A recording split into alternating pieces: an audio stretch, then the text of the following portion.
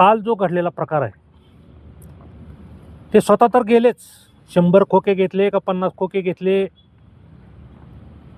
ते घेऊन त्यांनी गेले, परंतु परत हे नगरसेवक आणि पंचायत समितीचे सदस्य आमचे फोडायला त्यांनी नको होते. ते अतिशय वाईट कृत्य त्यांनी केलेलं आहे.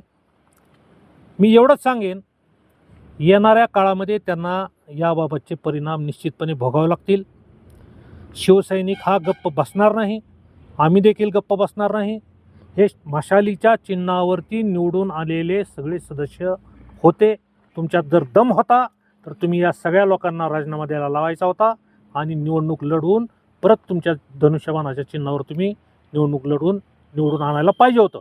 तसेच मागच्या आठवड्यात भारतीय जनता पार्टीनं सुद्धा कळंबचे आमचे जवळपास 9 नगरसेवक त्या ठिकाणी फोडले आणि ते देखील भारतीय जनता पार्टीमध्ये त्यांनी समाविष्ट करून घेतले.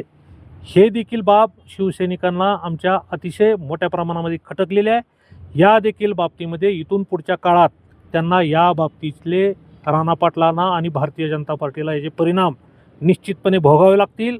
माझं राणा पाटील आणि ओमराजे निंबाळकर या दोघांना पण सांगणं आहे, या पुढील काळामध्ये जर तुम्ही शिवसैनिकाकडे वाकड्या नजरेनं जरी पाहायचा प्रयत्न केला तर त्याचे गंभीर परिणाम तुम्हाला येणाऱ्या काळामध्ये राजकीय परिणाम भोगावे लागतील. वाकड्या नजर ज्या पद्धतीने ओमराजे निंबाळकर हे पैसे घेऊन त्या ठिकाणी फुटले, त्याच पद्धतीनं राणा पाटील आणि ओमराजे या दोघांनी मिळून हा बाजार मांडला आहे. आणि एकानं म्हणायचं 20 लाख देतो, दुसऱ्यानं म्हणायचं 30 देतो, पुन्हा त्यांनी म्हणायचं मी 50 देतो, कोणी म्हणायचं मी 1 कोटी देतो. असा बाजार मांडून गेल्या 15 दिवसात या दोघांनी मिळून ही फोडाफोडी केलेली आहे आणि म्हणून हे नगरसेवक फुटलेले आहेत. अशा पद्धतीचं राजकारण हे खरंच खूप म्हणजे घातक आहे आणि येणाऱ्या काळामध्ये अशा पद्धतीचं राजकारण हे संपवण्यासाठी आम्ही निश्चितपणे प्रयत्न करू, एवढीच ग्वाही मी आपल्याला देतो. एबीपी माझा, उघडा डोळे बघा नीट.